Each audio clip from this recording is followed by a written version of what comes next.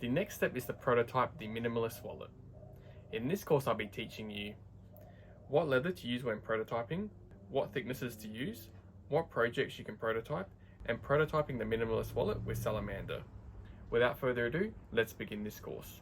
You can either use bonded leather like Salamander, split leather, or a cheaper leather to prototype your projects.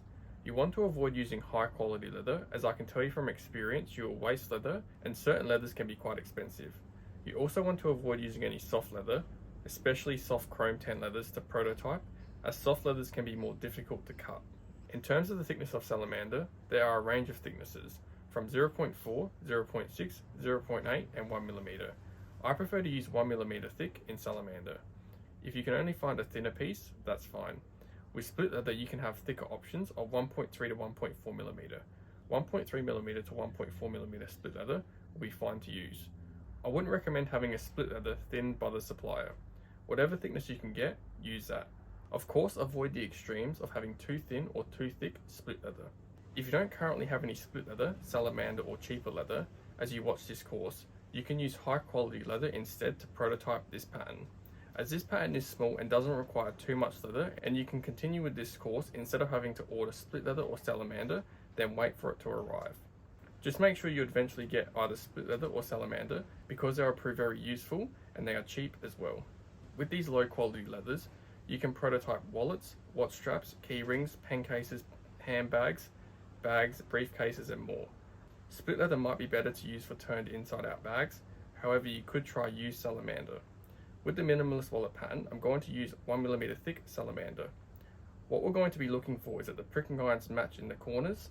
We will also look at the proportions of the wallet and also how the card fits. On more complex and larger projects, you'll have to look at more things. For example, on a bag, you'll have to look at the construction, make sure the gussets line up, the gussets width, etc. We'll now move on to prototyping the Minimalist wallet with Salamander. Here is a piece of Salamander, and it's quite a big sheet. And the benefits of Salamander is you can pretty much use the whole lot of it. It's not like leather where you have to avoid any marks or scratches. You can pretty much just use all of it. Now there's probably one part you probably could avoid is if you do get Salamander and it's slightly bent from being rolled up, I'll probably avoid those pieces. But for the most part, you can use the whole thing. And what I'd recommend doing actually is starting from the edge and then working your way up. You don't want to be starting in the middle because if you want to make a larger piece, you're cutting out from the middle. You may as well start from the edge and then work your way in. Another thing you might notice with Salamander, if it's been rolled up, is it can bend. So this is from it being rolled up. As you can see here, it's quite bowy. Now you might just think, well, I might cut from this piece here because it's flat, whereas this part's bowing. But you'll be surprised that when you cut from here, it will be bowed as well. Now this piece here has been rolled up, and I've kept it rolled up ever since I've had it. So I'm not sure if Salamander can flatten out. I assume it would. Now what I'm going to do is I'm going to trace out some patterns. And these are our patterns that we have right here. We have the front pocket guide. We don't need to trace this out, and this piece is optional. But these two pieces are our main two pieces. We have our main piece here and our front pocket piece here, front and back pocket piece here. If you do have a piece that is quite similar on the length and the width, it's probably best just to write top, just so you don't get confused. Now what I'm going to do, as you can see, these patterns are bowing as well. I'm going to just place them down and I'll simply just trace up, and then it's up to you whether you want to trace up or trace to the side. It's completely up to you.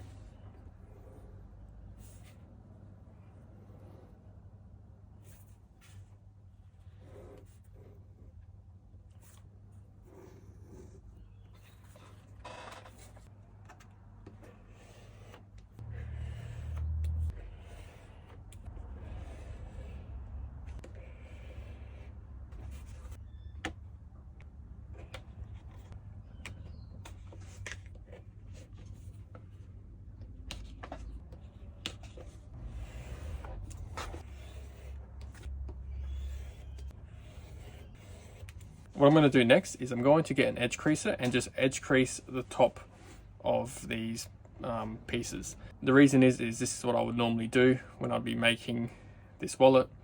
So I'm just going to edge crease these pieces. Now it's completely up to you whether you want to, you don't have to heat up the edge creaser. I'm not going to. This is just going to be a cold edge creaser.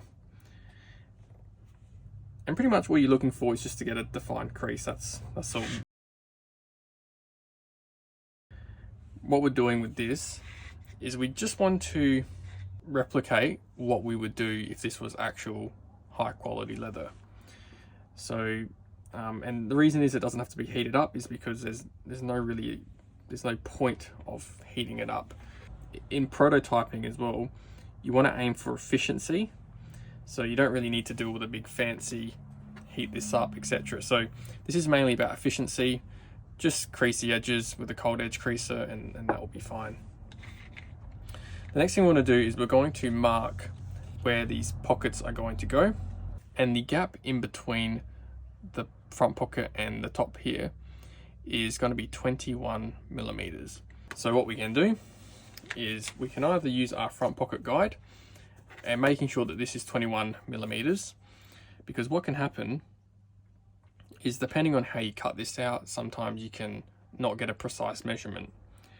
So this piece is 20.5, just past 20.5. This piece is about 20.5, and what we want 21 millimeter. So just be careful that when you measure your piece, it's 21 on this. Here's 21 on this side here, but then 20.5 on this side here. So that this is, depending on how you cut this out, that's just human error. Now what I'm going to do is I'm going to use 2 rulers, because this is just going to help flatten out this piece. And what I'm going to be aiming for is just 21 millimeters on both sides. 21, 21. And simply just mark it with an awl. Now, let's double check.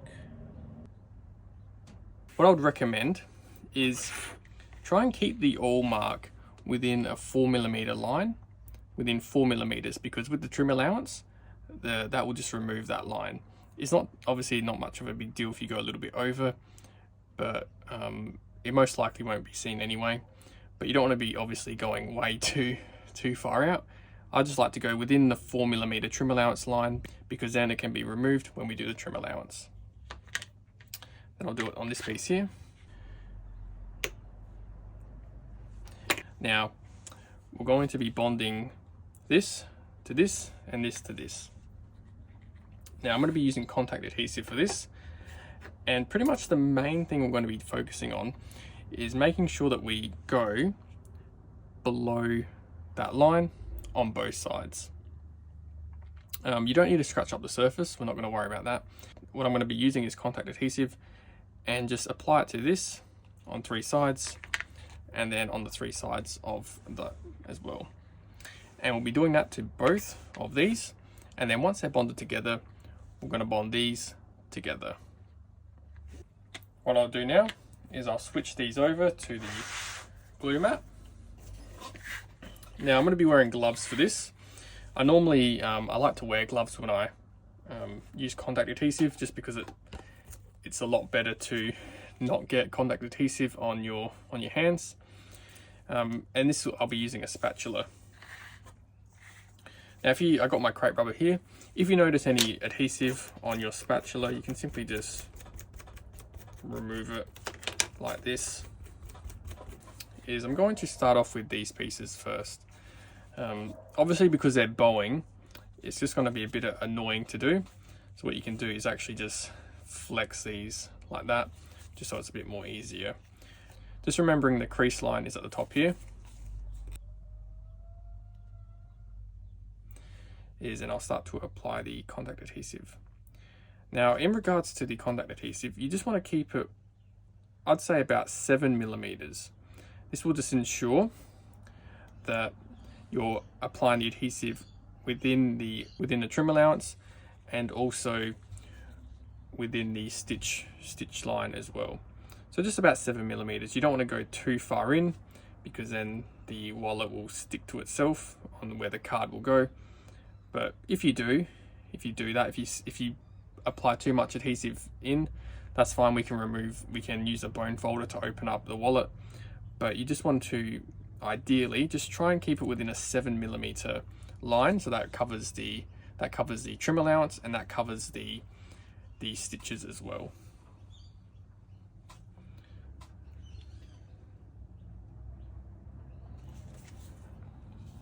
Now with these pieces here, we can do a similar thing. We can just flex this piece like this, and then just do here.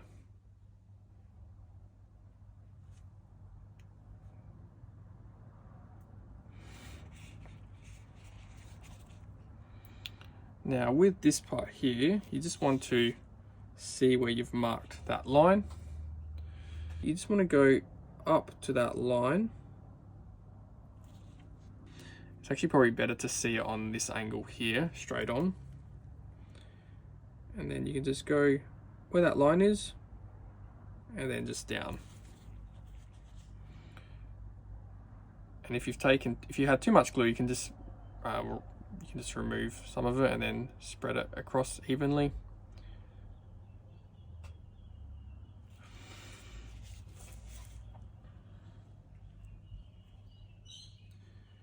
And there's the line there, and there we go.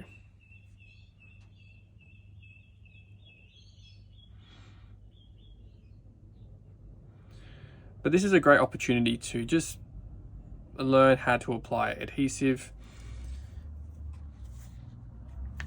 And if you make a mistake, that's completely fine. Remember,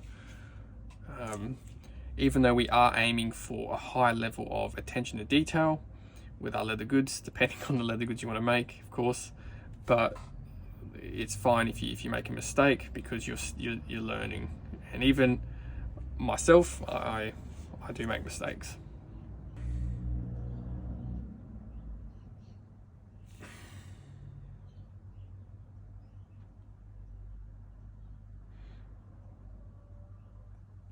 Now what we can do is just let these dry. Now these pieces are dried, we're going to bond them together. Now if you do have a little bit of excess that's kind of not completely dried, that's fine. Ideally it's probably a good idea to make sure it's all dried, but if there's a little bit there, that's fine. Now what we're going to do is we're going to bond these together. Now especially with these pieces being bent like this, it can be slightly tricky, but we'll make sure we can do this correctly. You can bond from these 2 points here and then go up there, but sometimes you don't cut this out precisely. What I like to do instead is actually bond from the top and then down. Now what I'm going to do is I'm going to get this ruler here, and I'm going to find where 21 is. And then what we'll do is we'll just place the top just a little bit down on the top. Now what you can do, you can use this here as a bit of a to place your fingers, but just simply from the top here, we're just going to simply place a little bit down on that line. So that line. So what we can do is just measure to 21 and just place a tiny bit of pressure down, just a slight, so it's sort of in place. We don't want to put too much pressure down, because in case we have to pull the piece off. Same thing on this side here. Just make sure that you're lengthening the piece so that it's laying flat.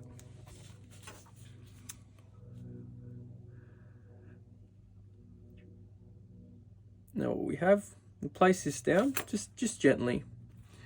Now what you want to do is just make sure that's gently placed down, and just make sure that this is flat, so it's not bending. Obviously if it's bending slightly, that's fine, but for the most part we just want to try and obviously lay it flat. Now once it's placed, if it's out of the measurements aren't correct, what you can do is simply just push the piece down, and because you haven't pressed too hard on the piece, you'll be able to do that. Same thing on this side here. If it's not, you can simply also bring it up. 21, 21. Then what we'll do, we can place those two pieces down there. And that's a good idea to wear gloves, because so you don't get any adhesive on your fingers. And then we're gonna let the piece down like this.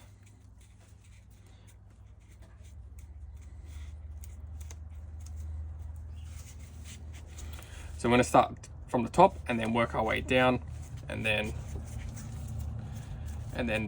do that. The reason is you don't want to,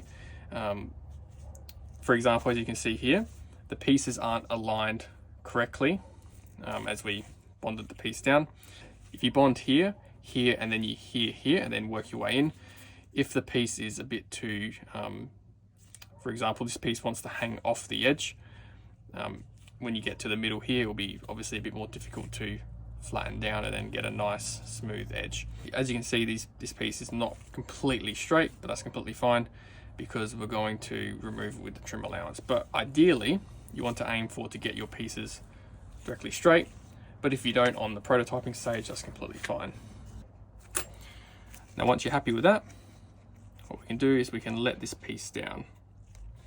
And we can just try and maintain within those lines.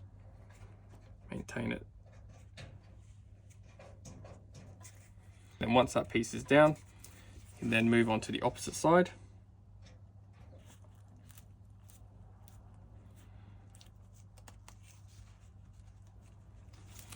And then flatten down this part here. And this piece is much more better than that piece here, but that's completely fine because it's just a prototype. But this is what you want to aim to do, because obviously it'll be better when you do it on real high quality leather. Now what we want to do now is actually apply adhesive to these two sides here. If your spatula is dried a bit, simply get some crepe rubber and then remove just the dried adhesive. What we can do now is we can apply adhesive to these sides here. Now, if you like, you can just use a brush to make sure it's all clean, but should be clean. But anyway, what we'll do, we'll just apply adhesive to these pieces here, and we're just doing it to the three sides.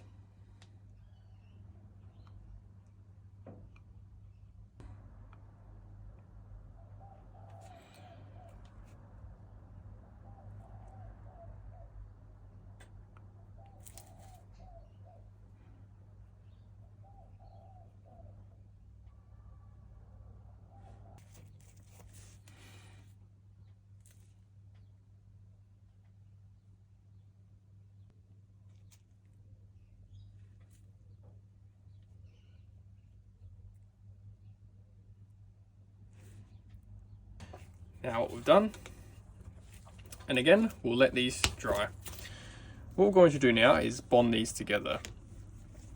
Now, same thing again with the prototype. I'm not going to worry too much if it hasn't completely all dried. What I'm going to do is I'm going to use my pinky finger here and press down to bring this piece up to make it flex a bit better.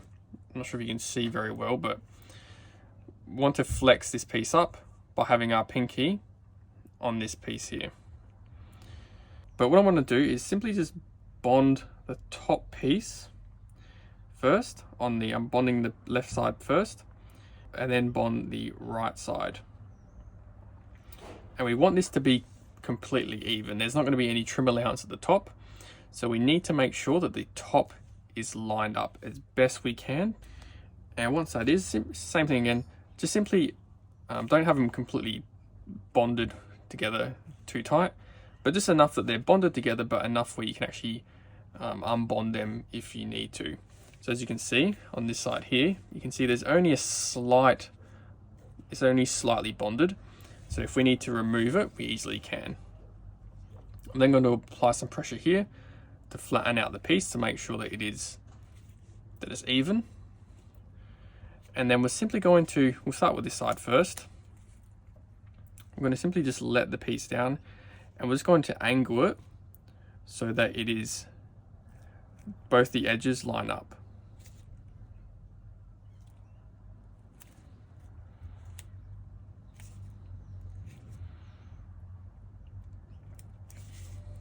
That's one side. I'm then going to switch sides and do it for this side here.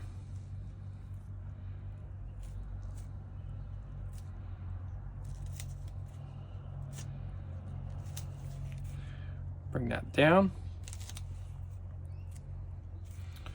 and then we can simply just place these pieces together.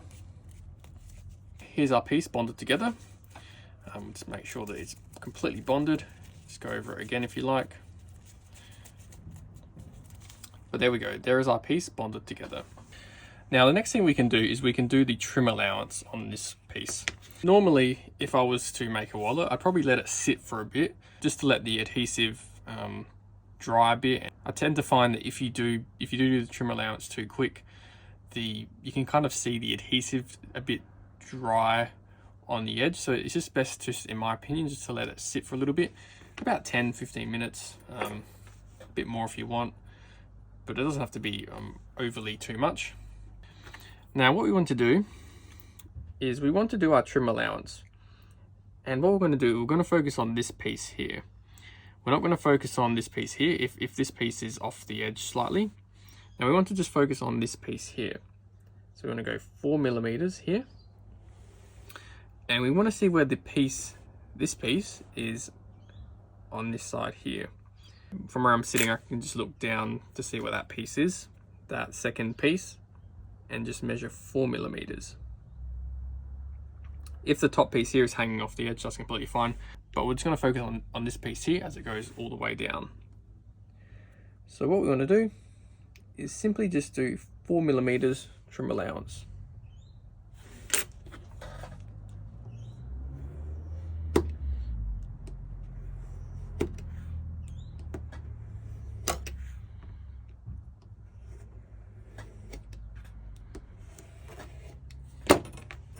And we'll do that all the way around. The second piece on this side here is pretty much lined up. Yes, pretty much kind of lined up, probably slightly back, but that's a tiny bit, but I'm still going to just go 4mm from this top piece here. But then from here, I'm going to just use the angle. But as you can see right here, this is where the piece is. So what we'll do,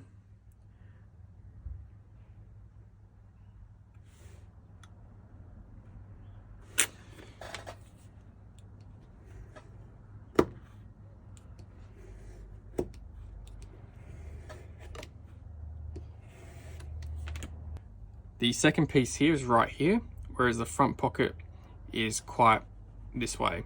So we're still going to focus on this second piece here as it goes to here.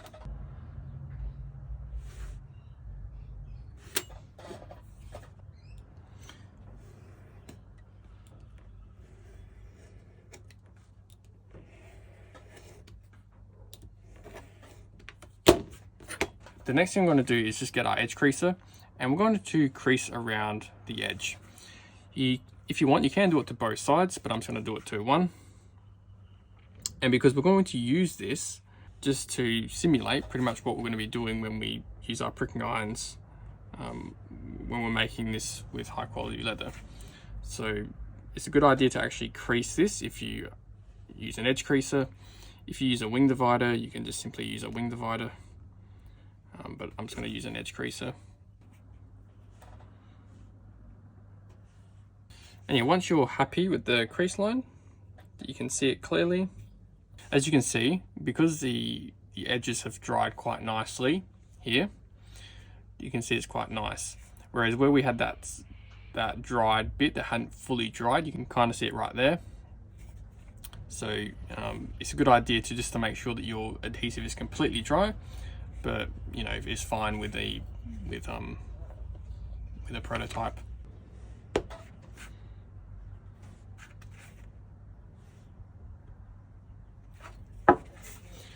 And once you're happy with it, we can then move on to using our pricking iron.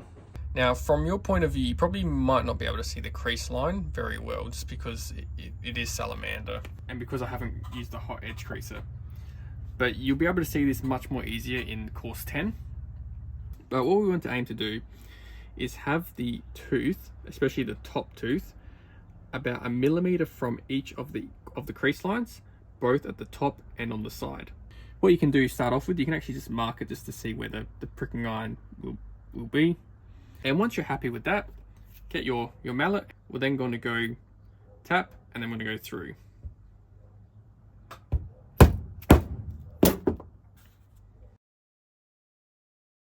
Now, it's also important to note that Salamander is a reinforcement along with a prototyping leather. So you'll find that Salamander can actually be more difficult to go through than just vegetable tan leather. Just go up to that pocket.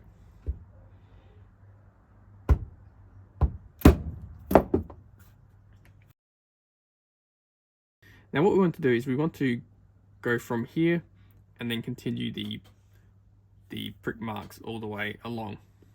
It might be a bit difficult to go from the hole here and then move up. So what you can do is just move back one, and then you can just make sure you're in line, and then mark like that. Depending on your tooth, you can also go back to the third one as well, but the second one back will just allow you to have 3 marks, and then you can just use those marks to line up. Make sure you're about 1 millimeter from the edge, and then go through.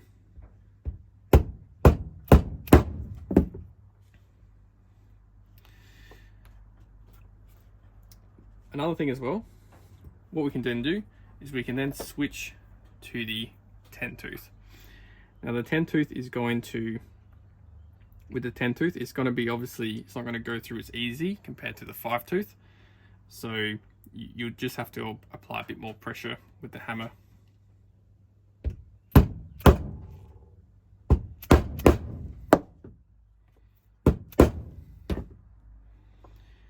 And we'll just continue that all the way down.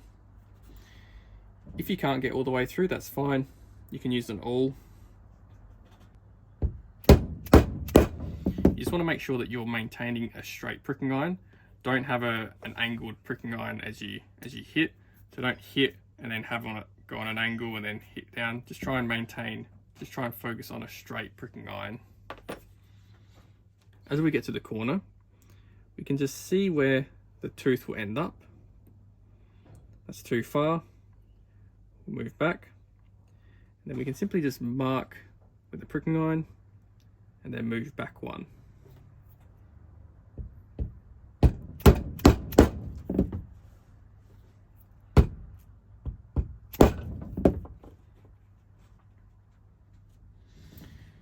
And then on this corner here, we're going to be going horizontally into the corner, not vertically. So then what we can do is we can use that mark.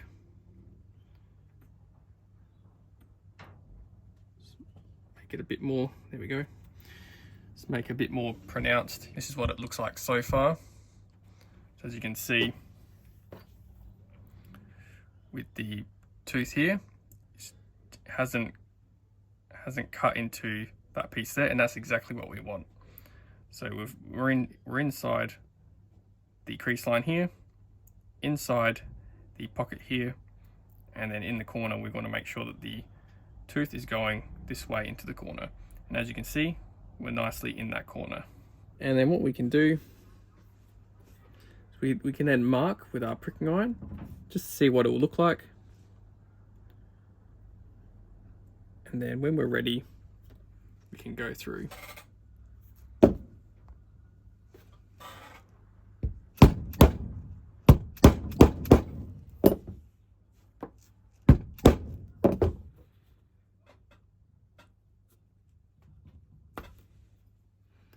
Then we'll continue on. And then same thing again in this corner. Too much, move back, mark, and then move back one, and then go through.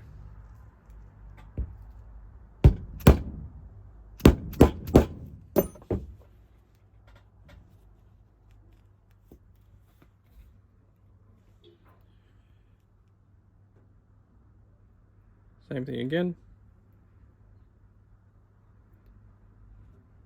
Mark, see where that tooth will be. And then once you're happy, go all the way through.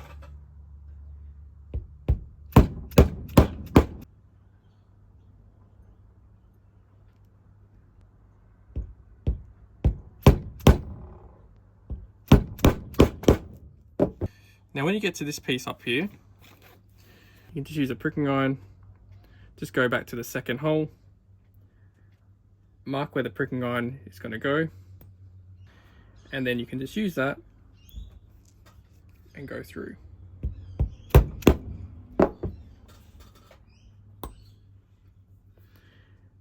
you want to make sure that the pricking iron ends up within that crease line.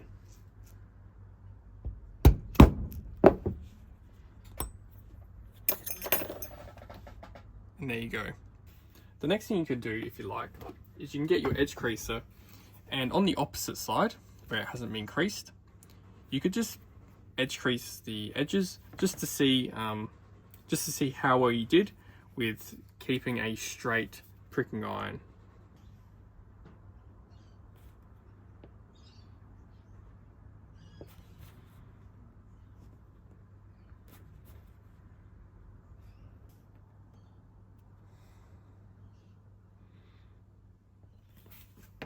So you might be able to see it a bit better, but there we go, see it a bit better. But yeah, you just want to see on the opposite side how you went with maintaining a straight pricking iron. Of course, you can see on this side here, you might lose some definition as well from your creasing, but that's fine. But yeah, there we go. Important thing is, if you don't pierce all the way through, that's fine. You can use an awl to just push through, but I just aim to try and go all the way through. It is a bit more difficult with Salamander to go all the way through leather because it is a reinforcement, and when you have 4 pieces of reinforcement, of course it's going to be slightly bit more difficult to go all the way through. But now with that, we can begin stitching. Now to get the right length of thread, what we're going to do is we're going to go 3 times the length of the piece. Because of the thickness here, we're just going to add an additional length. So we're going to go length for front, back and middle. If this was thinner, like this piece here, then I probably wouldn't add an additional length. But because of this thickness, I'm going to add an additional length. The next thing I'm going to do is add some additional length for the just excess at the end. And that's going to be for both sides, so twice for that. And also an additional length, about that much, for the threading of the needles. And that will be twice. Now we have our thread here, and what we can do, we can just simply just count to 3, 1, 2, 3, and we'll do the exact same for this side here. 1, 2, 3, and for this side here, 1, 2, 3. We're at about that much. 1, 2, and then also for the threading of the needles, 1, 2. So the first one was for the excess of thread, and then the last 2 was for the threading of the needles. Now that we have our piece, simply just get our thread clippers and snip the threads. If you have your piece of thread and you hold it out in your arm, you can sort of just see how much thread that is, and you can use that as a guide. If you're doing more than one of these projects, then you can just see, well, I need this amount of thread for a project such as this. Now, in terms of waxing the thread, it's completely up to you whether you want to wax the thread. Because this is a prototype, yeah, you could just simply just wax the ends like this and then thread the needles. But it's pretty much optional whether you want to wax the thread, especially linen thread on a prototype. But I'm going to wax the thread on this course, and if you're new to Leathercraft, it would be a good idea, just just so you understand how to wax thread.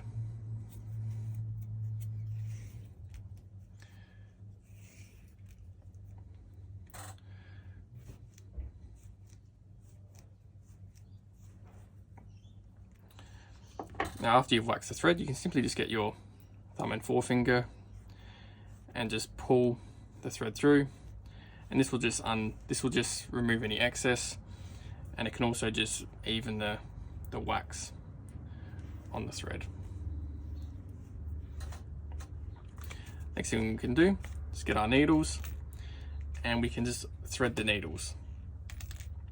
If you want more of a bit of a shortcut, what you can do, just bring the thread up, and you can just pierce it twice.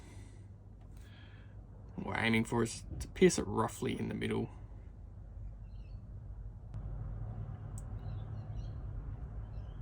One, two, there we go. And then what you can do is just simply bring the thread down. This one here actually hasn't pierced the bottom of the thread. And then what you can do is get your forefinger and thumb, and then you can simply just pull the thread through like that. Now it's getting quite close down the bottom, as you can see, so probably could have just pulled a bit more thread through at the start, but that's fine. So pretty much you can see the two knots there. It's not knotted at the top here like the first type of threading of the needle. It's pretty much up to you how you want to thread the needle. And there you go. And that is another way you can thread a needle. Now what we'll do is we'll move on to hand stitching. Now to begin stitching, what we're going to do is we're going to actually do a binding over stitch. So if you remember in the course 5, we started 3 holes back, we stitched up to this hole, and then we continued stitching forward. On this piece, we're actually going to be doing a binding over stitch. So instead of actually starting on the 3rd hole back, you can if you like, but I'm just going to start in the 2nd hole back and then do a back stitch, a binding over stitch, and then stitch forward.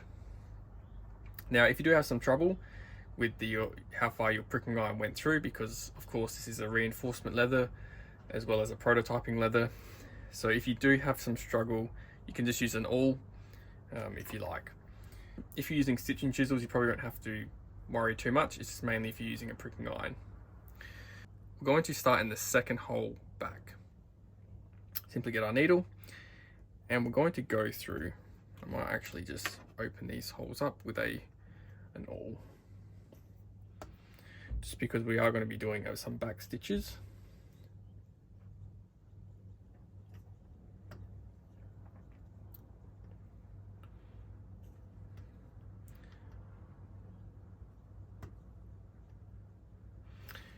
And you can go around all of the piece with an awl. I personally prefer to use an awl before I start stitching, as opposed to stitch with an awl, as I find I just stitch a bit more slower when I stitch with an awl.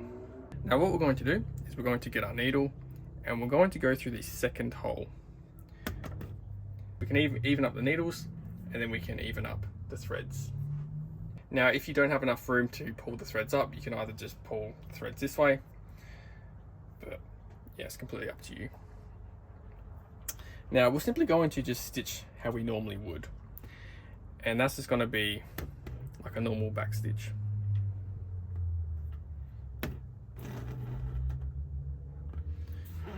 And that's pretty much what we're going to do. The next thing we're going to do is we're going to do a binding over stitch, and for this we're going to get the left needle and we're going to cross it over the top of the right needle. So the threads, so this thread here should be above the thread here. Now, this is the thing, because what we want to do now is we want to actually pull on this thread forward. Not too much, but just, you know, with some slight pulling. Now then what we're going to do is get the left needle, and as we place the needle through, we want to make sure that the needle is in between these 2 threads here. And here we want to make sure that this thread here stays on this side here. Now as this needle goes through,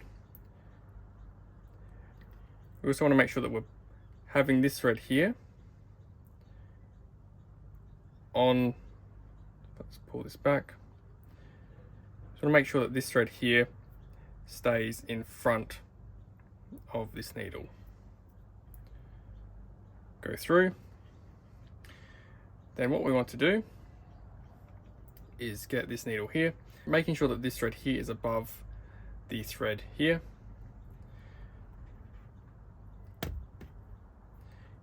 What we're going to do is get this needle here. Now as the needle goes through, you can see it's like that.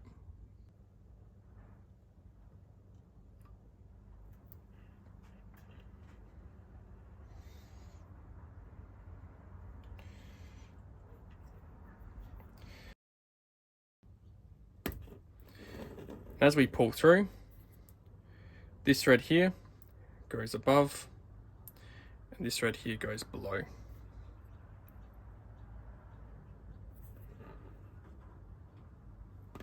Now what we're going to do is with this needle, we're going to aim to go above the thread on this side here, same on the opposite side. I might just use this needle here, aiming to go above the thread. So I'm pushing down the thread on the opposite side slightly. And then this needle is going to go through. As the needle has gone through to the opposite side, it is above the thread on this side here and above the thread on this side here.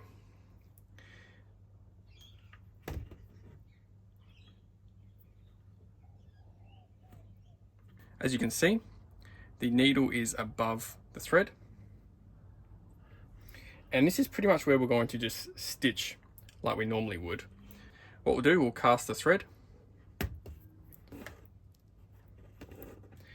And what we're going to do is we're going to aim on this side here to get the thread to go above the thread.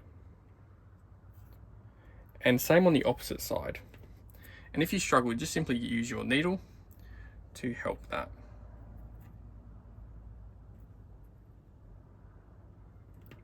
Now, if you look on the opposite side, if you notice that your thread is in between these two threads here, what you can do is simply just get your needle and just lower this down between so the threads are a bit more closer together. But that's completely up to you. But we'll move back to stitching. Now what we can do is start stitching like we normally would, and I'll show you how to get the binding overstitch when we get to the end. And we're going to be stitching with a cast along this piece.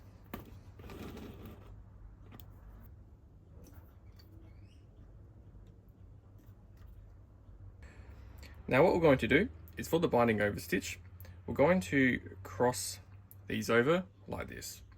This thread is going to be above this thread here. What we're going to do is with this needle, we're going to go through. Make sure we have some tension on this thread here. Because we want the needle to be in between both of those threads. As you can see, the needle is below the thread here.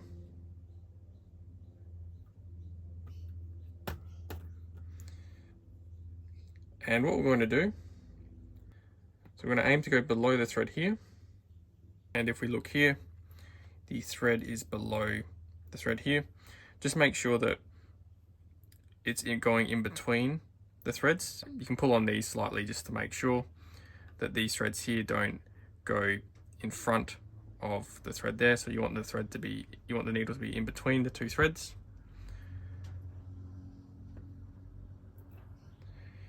And then pull through.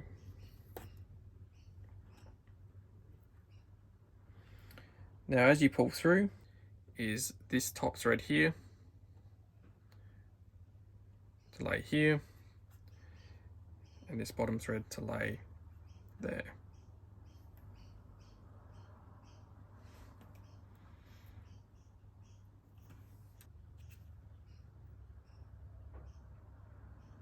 And what we're going to do now is we'll just stitch, we'll do a normal back stitch below the thread here, and then above the thread on the opposite side.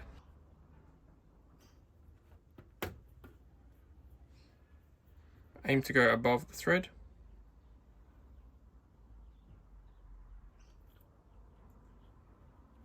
And then below the thread on the opposite side.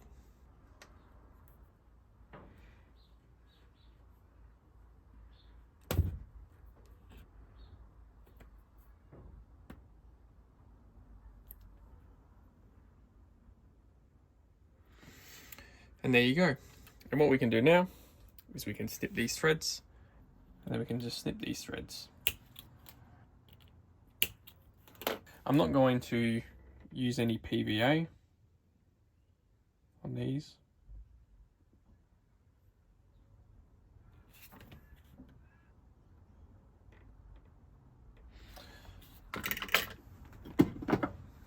And it's up to you whether you want to flatten these down.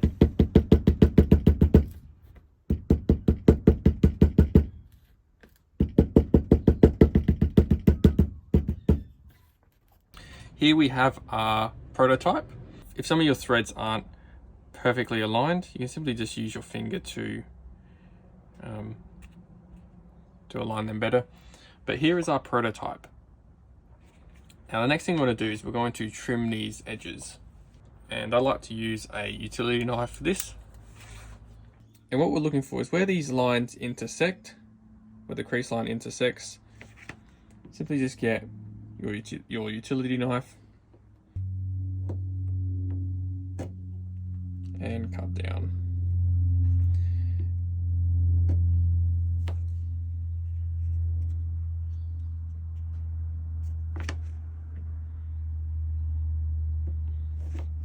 Same thing on this side here.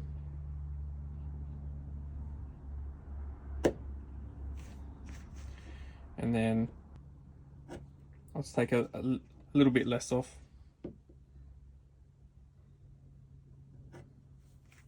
And there we go.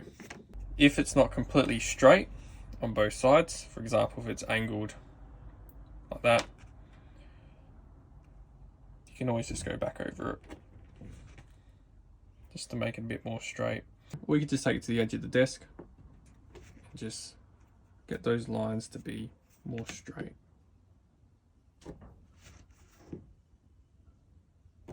What I've done is I've just got a card and placed it in here. And we can just see how it looks. We have 3 cards on this side here and also 3 cards on the opposite side. And that's pretty much what we're going to be aiming for with the Minimalist wallet. And of course, this is Salamander. It's not, this will vary depending on the type of leather you're using, the temper of the leather. But you can still use this as a prototype just to see how the cards will fit, etc. We probably won't be able to fit any notes in the middle section at this point, but that's fine because mainly this is just mainly going to be a card wallet. And leather tends to soften as well over time. So if this was actual high quality leather, it would soften anyway over time. But that is our prototype. But now we can move on to making a wallet with high quality leather. That's it for this course. If you have any questions, feel free to get in contact me through email or social media. Be sure to enjoy your leather crafting.